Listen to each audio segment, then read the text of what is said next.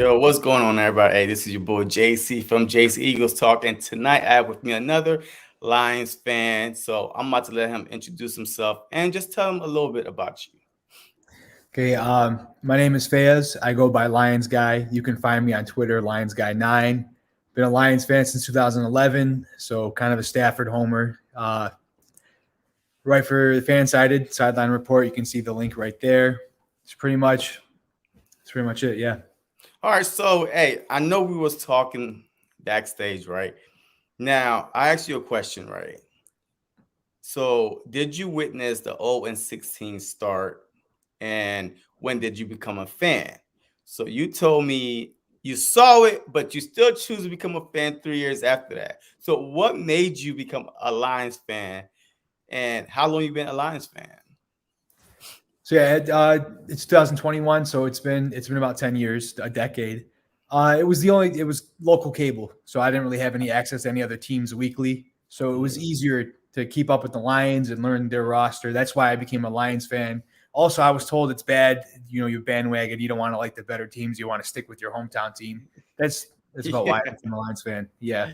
Yeah, I like that. Yeah, and look, a lot of people, a lot of these Cowboy fans and Lakers fans and all these, look, they are used to winning 5, 6, multiple championships and stuff like that. So, look, I can see where you're coming from.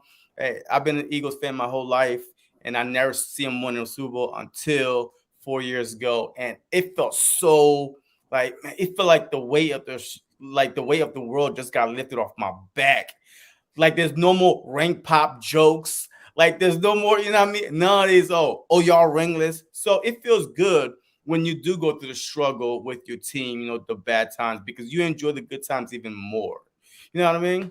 hmm I'll probably sob if we ever win. So Oh, yeah. hey, look, I was crying. Me and my next door neighbor, I'm telling you right now, I was on third floor, he was on second floor.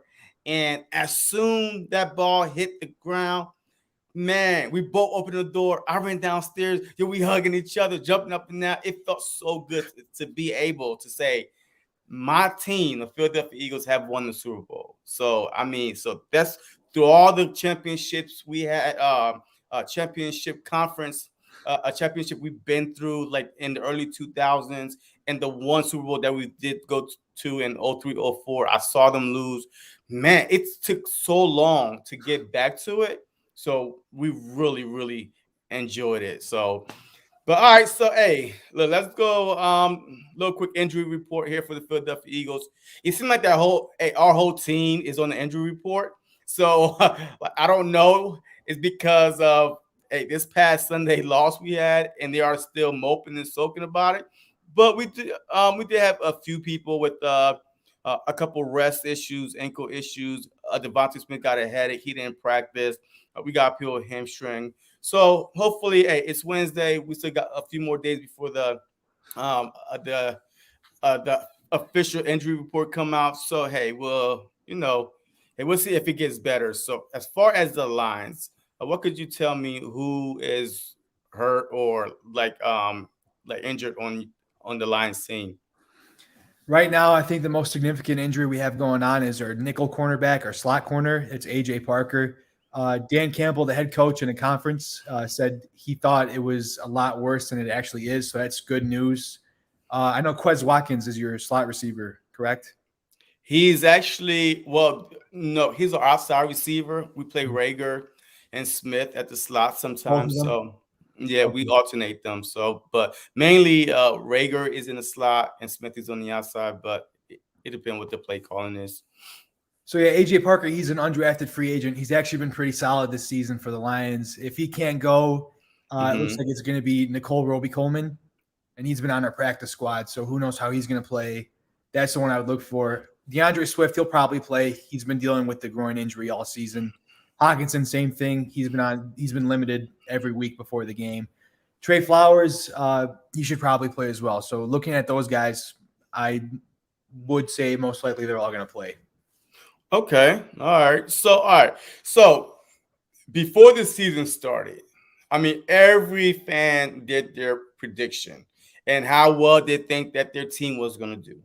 All right. So, what was your prediction before the season started, and did you see your team starting 0-7? I thought we would start 1-4 and somehow beat the Niners week 1. I thought we were going to be a 4-win team throughout the season. So a little worse for the expectations right now, but kind of in the same ballpark. Okay, all right. So look, hey, the Philadelphia. Well, I'm going to speak for me.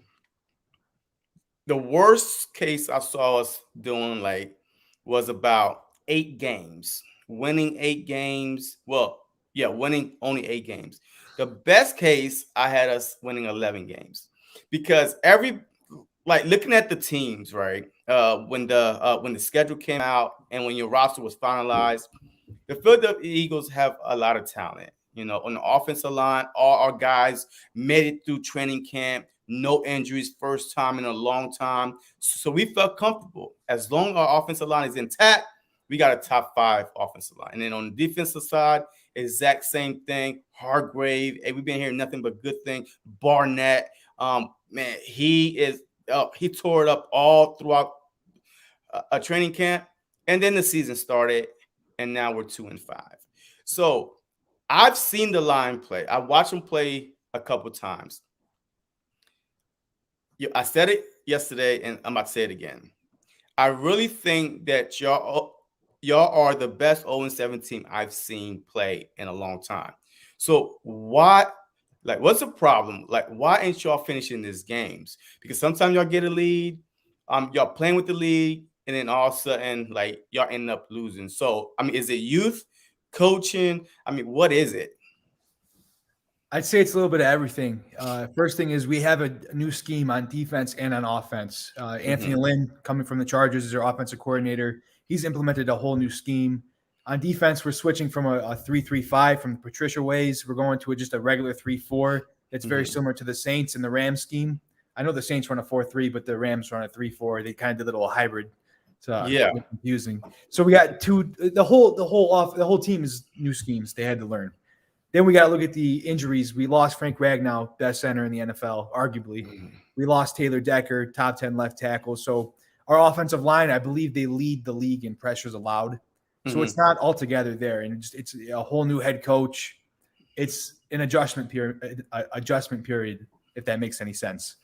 Yeah, I mean, look, the Ravens game. Y'all had them beat. It took an NFL record, a 66-yard field goal to beat y'all. What was going through your mind watching your team about to get your first win? Or did you was like, nah, yo, we about to lose regardless. Hey, Tucker is about to hit this field goal. We are the Lions. Nothing could ever go right. Or was y'all like, yes, we about to get this win? I held my breath. I know Justin Tucker. He's done it to us before. I love Justin Tucker, by the way, too. I think he's Oh. just such a character with the Mhm. opera and everything like that. I held my breath. If it was going to happen, cool. If it didn't, I do think we'll get our first win. I'm not too worried about it. Maybe not this week, but eventually it will happen. Yeah, look. Oh, you know what? Thank you. Thank you for not saying this week, man. Because look, I would cheer for y'all if y'all don't win this week. I would cheer for y'all next week. You know what I mean? But this week, hey, I need you to talk to whoever you got to talk to, whatever coach, tell them that the Philadelphia Eagles, their fans, they need this win this upcoming Sunday. If the Philadelphia Eagle fans don't win this Sunday, I don't know how the fan base is going to react. Who's who's still going to be our head coach? Who's going to get fired? I think it's going to get pretty bad. But with all that being said, I am afraid of one of your coaches, though. I am afraid of one of them because he is an ex Philadelphia Eagles. Um, he probably should have been our head coach, and I feel like that he is about to run the ball. I'm gonna run the ball up Howie's ass. I'm telling you right now. The way to beat the Philadelphia Eagles is by running the ball. And I feel like that he's seen it. Deuce Staley is a outstanding, brilliant coach, a running back coach. And I feel like if anybody is gonna keep running it, the whole game is Deuce Staley. So what is your game plan coming into this game if you were the Lions head coach? Yeah, I 100% agree. I think the Eagles are bottom 10 in run defense. You got We're to like second to last, I believe. Oh, second to last. That's even worse. Yeah. But yeah, you got to run the ball here. You have DeAndre Swift, Jamal Williams. Yeah, Penei Sewell has been very, very good rookie left tackle. He's been really good run blocking. So I think that is the plan. But also, it's you got to make sure you can protect Jared Goff. I was looking at the matchups here. Our right tackle, Matt Mhm. Nelson, Mhm. he's been stepping up because Taylor Decker's out. He is third in pressures allowed too. So I think if you can force us to get into passing situations and especially hit the right side of our offensive line, because I know Josh Sweat's been very good this season, right? He's been okay, but he only got like I believe 2.5 sacks. 2.5 sacks, Um, and then you have Hargrave with 5 sacks, correct? Hargrave have 6.5, so he's been the cornerstone of our defense, Mhm. and I don't know, is it because of Fletcher Cox getting a double team and Hargrave is going 1-on-1? So who are you like? Who is in your interior line that you think have an advantage to be able to keep Hargrave and Fletcher Cox from getting to the quarterback? That's the thing. We have Jonah Jackson at left guard. He's been on Mhm. and off. Some games he's great. Some games he's not. Vaitai, same thing. He's the right guard. Big V. I'm not even gonna try to pronounce his first name. It's very, very Big long. Vic, Yeah, he yeah, used to play for the Eagles. You should know. yep. Yep. He's he's he's up and down. I do think he's a better guard than tackle. But at the Mhm. same time, this is where you guys should win the game because I don't think that Jonah Jackson and Big V can handle Fletcher Cox and Hargrave. And I don't think Matt Nelson, our right tackle, can take on Josh Sweat. I do think Sewell will get the better of Derek Barnett, but that should be a battle all game. Oh shoot! Hey, look, if you're gonna have me choose between Barnett and Sewell, hey, I'm picking Sewell all day because Barnett had. See, the thing is with Derek Barnett, he had opportunities, but he always get in his way with the stupid penalties. All right, he's been with us for 5 years now. He has more penalties than sacks, and that's not even understatement. He has about, I believe, 19 sacks, but 23, 24 penalties. So this guy is a penalty machine. So especially going up against Sewell, I feel like that he probably gonna get even more penalties because he's gonna try to beat Sewell off the line, Mm-hmm. which you're not gonna be able to. I saw Sewell lock it up with O'Donnell, like Aaron O'Donnell this past Sunday. So Mm-hmm. he's a big dude. Like Sewell is a big dude. He's not no punk. But I feel like that if we are going to take advantage of your offensive line, it has to be the two interior defensive tackles, Mm-hmm. Cox and Hargrave. They have to dominate, which will make y'all shift a lot, some more help towards Hargrave and Cox, and hopefully Sweat and Barnett. Well, mainly Sweat could take advantage of Big V on the other side and get a couple of strip sacks. So, all right, let me ask you a question. All right, so do you think if y'all had Matthew Stafford instead of Jared Goff, that y'all would still be winless or have a couple more games I think, winning? and I don't want to like be that guy. I think we have 3 wins with Stafford. But Okay. at the end of the day, it's like with Stafford, maybe this is a 7 or 8 win team. We had to Mm-hmm. break that cycle of being sort of in the middle. Yeah. So I'll take Jared Goff for a season or two if it means that we can just reset, get some top 5 picks, and just attack this again. I love Matthew Stafford. I love him so much. It was hard to watch him against the Lions last week, but at the same time, the trade worked out for both squads. We get Goff, and he is what it is, and the Rams going to be contenders with Stafford. Yeah. Did y'all get some picks too? We got 2 first-round picks and a third-round pick.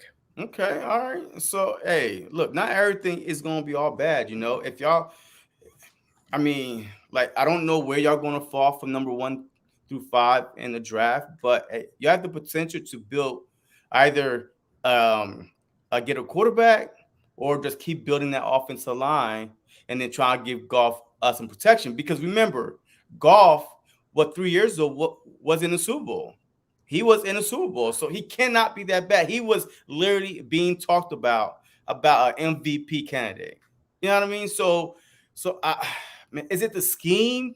Because a Jeff Fisher, when he was with the Rams, Golf was considered a bust.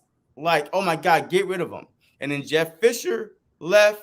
Sean McVay got hired. Boom, instantly was like contenders, like MVP candidates. So So I don't know. I mean, I don't know. Maybe hey, you could tell me exactly what it is, but like I really think that golf is not that bad.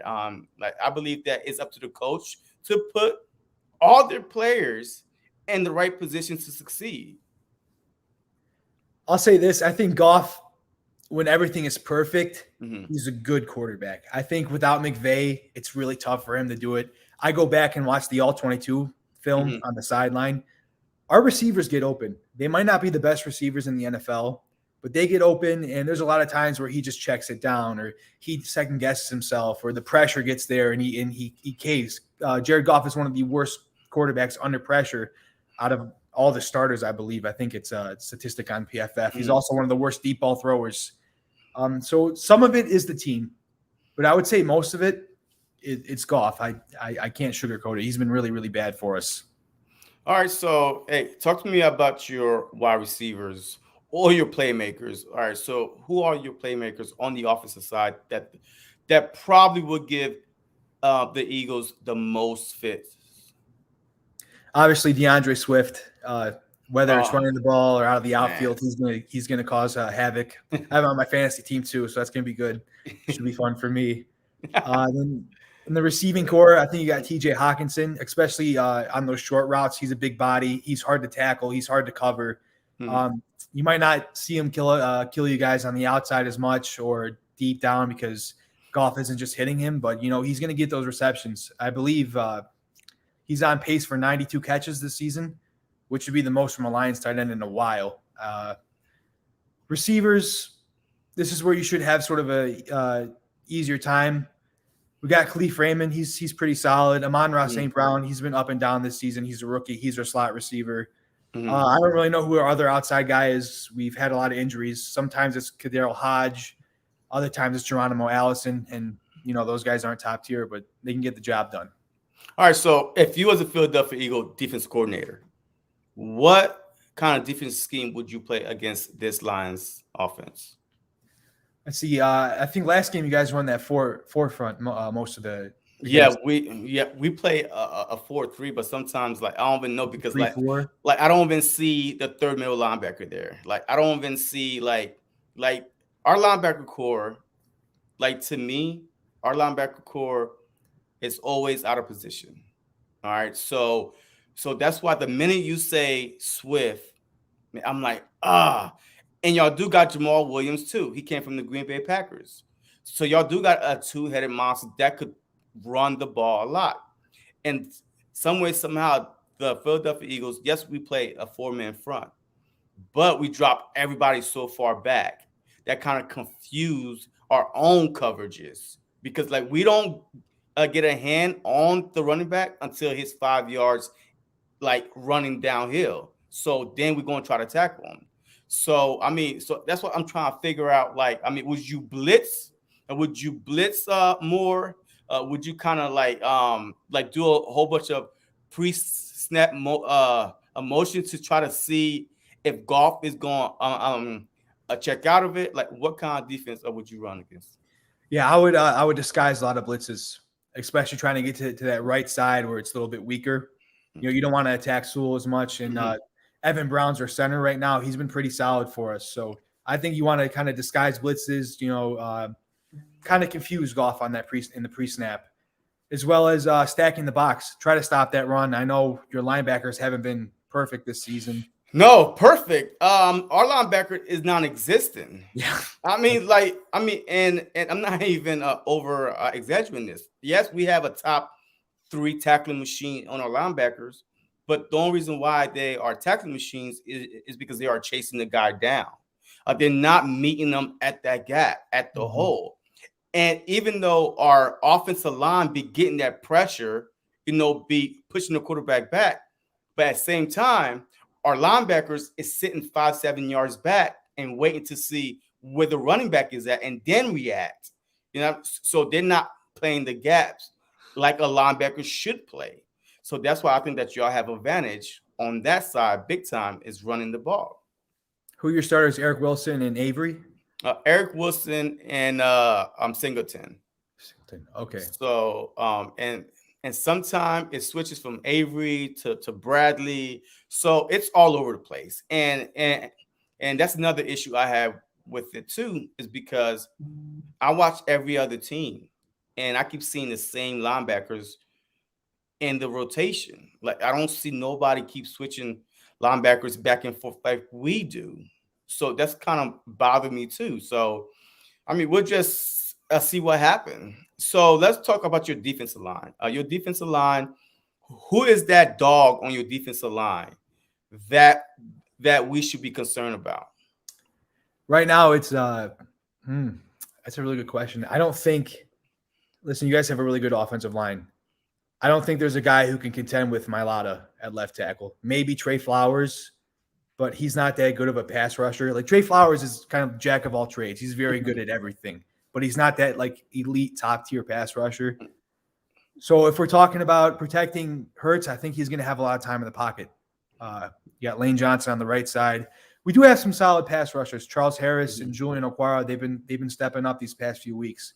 But at the same time, I'm a huge fan of Mailata. I know you guys got him in the 7th round. I love him. I love watching film on him. Layne Johnson, he's obviously amazing. And then Jason Kelsey, he's going to have a rookie this week with Alan McNeil. I think you guys are going to have a lot of success running the ball with Kenneth Gainwell. I think Hurts is going to have time to throw. Oh wow! Hey, look, hey, all this is good news for me. Like I'm dying laughing inside because look, if Hurts have time, I want to see if he could actually hit the wide receivers on target. Exactly, like because so far he's been waiting for the wide receivers to open, and then he throws. Hey, by that time it's too late. You know what I mean? This is the NFL. You have to throw these wide receivers open. You have to have confidence in the routes that is called, and then you need to deliver the ball on time. So exactly. But last week though, Mariota got exposed big time. I mean, he really got beat, like at least for like 2 sacks against Agnagwe from the Raiders. He used to play for the Ravens. Yeah, the Jags and then Ravens. And like he was a monster. So as long as y'all don't have him this Sunday, I think we should be able to bounce back. That Mariota should have a bounce back game. He's coming back from injury, correct? Who Mariota? Yeah. So this is going to be his 3rd week back. So, and we'll see. You know, before the injury, before he got hurt, he was playing solid. He wasn't giving up no sacks or anything like that. So, hey, we'll see. And then we got Layne Johnson coming back from his mental health time off and stuff like that. So this is his 2nd game back. So we're gonna see if with 2 games back under their belt, if they could play a lot better than they did last Sunday. Because last Sunday, I mean, you had Crosby on one side against Layne Johnson. He was getting dominated. Agnagwe, what was his name again? Yeah, Agnagwe. Yeah, so he was dominating on the other side. So really, Hurts was constantly running for his life out of pocket. So if you say, hey, this Sunday, he'll be able to sit there and process the field, look at the field, then we should have a great game by our quarterback. All right, let me ask you this. So would you rather the Eagles run or Eagles throw? Well, that's a good question, actually. I'm not too sure about that. I know Miles Sanders is out, but he hasn't been what we wanted him to be, or what Eagles fans have wanted him to be. I guess I'd rather try to get Hurts to throw, try to make Hurts make mistakes, get him to throw deep, because I know he's been struggling a little bit when he throws deep this season. Okay. All right. So, if you haven't heard, the Philadelphia Eagles, this season, are allowing 74% completion by quarterbacks, and as a defense, they are allowing 32 points the past 4 games. So, if Jared Goff is ever going to break out of his shell, if Jared Goff is going to be like the MVP back in 3 years ago, this might be the game. If he can't do it against this Philadelphia Eagle defense, then I don't know. I know that, after this game, Fletcher Cox went off on a defensive coordinator, blah, blah, blah. So maybe they might come up, they might come out this game and try to disguise a lot of stuff and confuse him. But if they just play him back, he should be able to, pick him apart slowly but surely because the Philadelphia Eagles play a defense that's called bend but don't break. Unless you playing a real good quarterback, then they're going to break you all day like we've been seeing the past few weeks.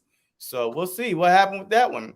But Eagles fans, let me see. I look for Goff to have 300-yard game, making 87% of his pass, and the running back having 2 touchdowns and 150 yards. And that's not even and that's not even wild because a Derek Carr completed 91%. He was 31 for 34.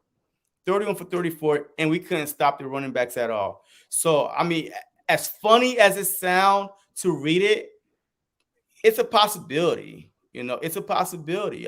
We're not the same Philadelphia Eagles from week 1 and week 2. It seems like the more games we play, the worse we get. But like I said, we'll see what happens. I still have faith in my Philadelphia Eagles. I mean, I've been an Eagles fan for so long. I've seen this team, I've seen Eagles team start from 2-4 and still manage to make the playoffs and still manage to shut everybody up at the end of the day. So, but we just need one win because this Sunday be the win that we need to make us take off, or could this Sunday destroy our organization and start getting ready to rebuild next year? So that's those are the two things that the Philadelphia Eagle fans and the organization is worrying about. So with y'all, as Lion fans, do y'all want to win, or do you just want to lose and get some great draft, positions? Yeah, that's a good question. I get asked this question a lot.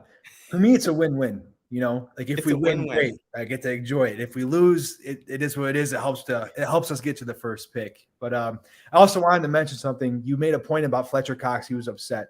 Mm-hmm. This is why I think you guys are going to win. I think you guys are going to change your defense a lot this week.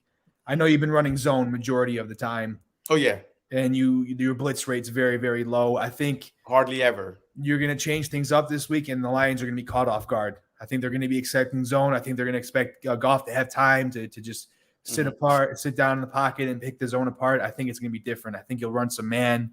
I know Darius Slay, he's his own cornerback. I've been watching him for years, but I think you guys will switch things up a little bit and try to catch us off guard. And as for the wins, if we win, great. If we lose, great. It is what it is. See, all right. So let me just counter that just a little bit. Deuce Staley, I'm saying he been wanting to be the Philadelphia Eagles head coach for a while. Just give him an opportunity. And I feel like that this is his chance to put together a running game plan and watching the Philadelphia Eagles to put this game plan together and to prove to the Philadelphia Eagle organization, I could have been that guy. So let me show you. So that's the only reason why I'm nervous about this game is because we cannot stop the run. We're like the 31st or the 30th run stopping defense. But before this past game, we was top 6 in pass defense. So a total defense of 17. But y'all ranked 25th in total defense. So, I mean, it's only 8, a couple points off too. And y'all averaging 28 points a game, and we're averaging 26 points a game. And we're giving up 28 points a game. So if we're giving up 28 points a game and we're averaging 26, that's a recipe to lose all the time. So if we could keep y'all under 17 points, I think that we have a great chance of winning. But if it starts to be a shootout, I think that y'all might pull it off because once you give Jared Goff confidence and he's hitting, his targets, he could be a tough quarterback to beat because I saw him play against your very first game. Man, 49ers. Yeah, y'all were down, but like 3 touchdowns with 2 minutes left. Mm-hmm. And then all of a sudden he caught fire, completing passes, and he almost pulled it off. So he was like one incompletion away from getting first down and try to pull it off. So I'm telling you, once you give him confidence, he could take off. Yeah, I agree. I mean, hey, he can if you give him time in the pocket, he's a decent quarterback. He has a nice arm. It's his decision making that screws him. Yeah. So Mhm. let me see. Laundry day. I also look for 5 penalties, three penalties committed by Barnett.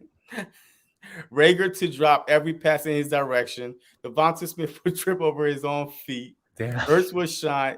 It's around being a fan. All right, he's a little rough. Hey, us Eagle fan right now, hey, we're a little emotional, especially, about this press conference that our head coach just came out and said about this whole flower fertilizer roots and all that stuff. So but and that's the fan.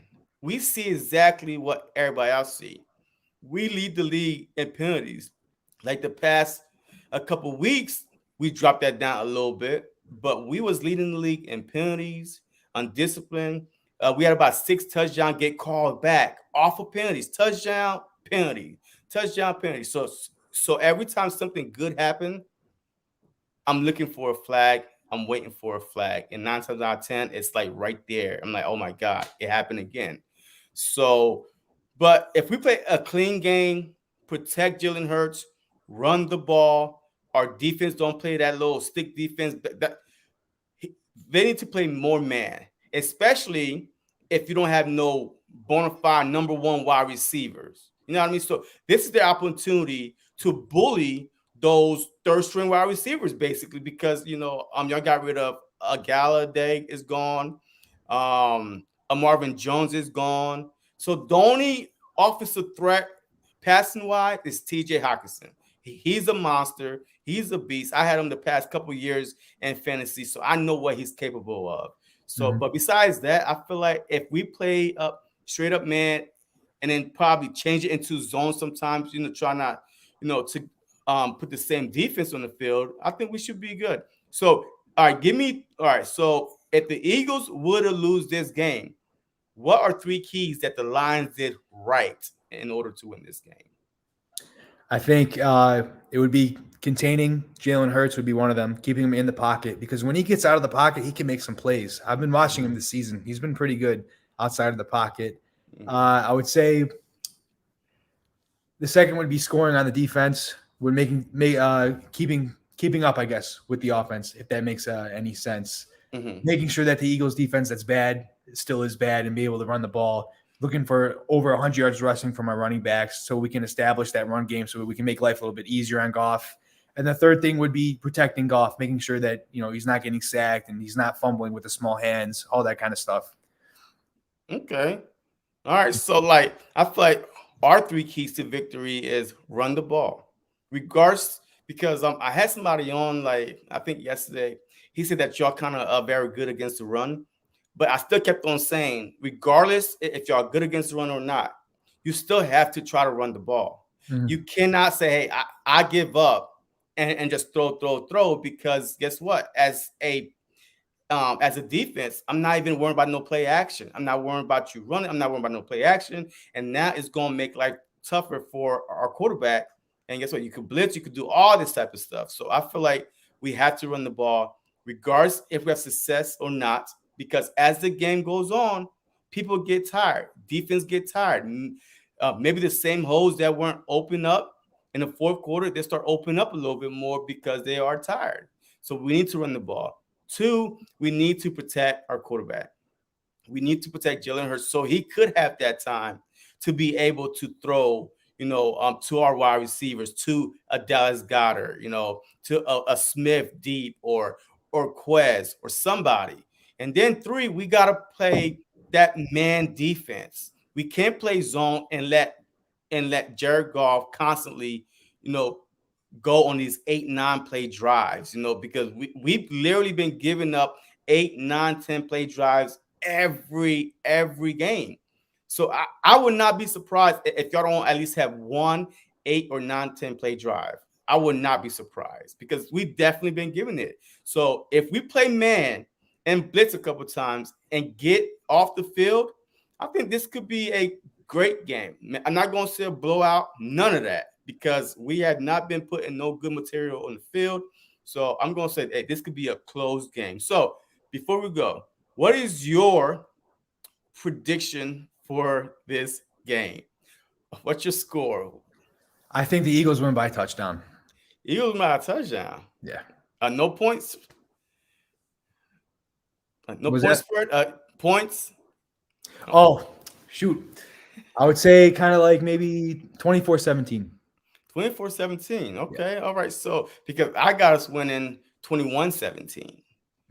So it's pretty close. So Grandizer, have a question for you. What three Lions rookies has impressed you the Okay. most?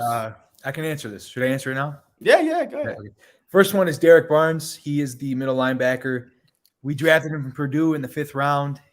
He was a defensive end, and they transitioned him to middle linebacker, and he's made some plays. He's been rough for him. It's been on and off, but in coverage, he's made some impressive plays that I haven't seen from a Lions linebacker in a while. My second rookie would be Amon-Ra St. Brown. He also has been up and down, but from the slot, when you go and watch his film, man, he gets open and he runs really good routes. He's a technician, and I love receivers like that. What, he played a slot, you said? He plays a slot. He reminds me a lot of Cooper Kupp from the Rams. Oh, yeah, and he's wow. Not like he's going to be amazing like Cooper Kupp's been this season, but like the way they play, their play style, they're not super athletic, but they're very good with their route running and getting open and getting separation. I believe they actually have similar separation rates, so I'd have to go back and look at the next gen stats. But Amon-Ra St. Brown, I think he's going to be really good in a few years. And then Aylin McNeil, he's our nose tackle. Again, a lot of our rookies have been up and down, but it is because we're all trying to mesh as a team and we're getting there together. But Aylin McNeil, he kind of reminds me of Fletcher Cox, and I'm not trying to be like this homer, but oh no, you good. He's huge and he has his twitch, and I know he's playing nose tackle, but I think he can move out to the 3 technique and defensive tackle later in the future.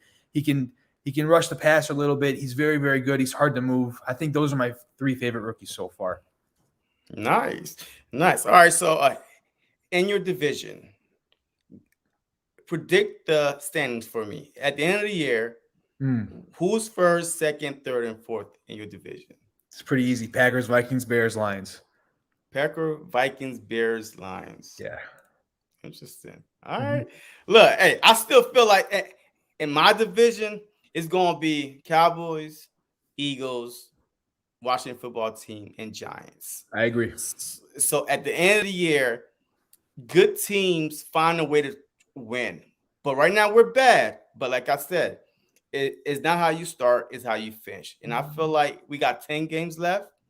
And if we could just ride it, just take it one game at a time and get better every time, we gain confidence. That's the worst team. That's not a team that you want to face, towards the end of the season.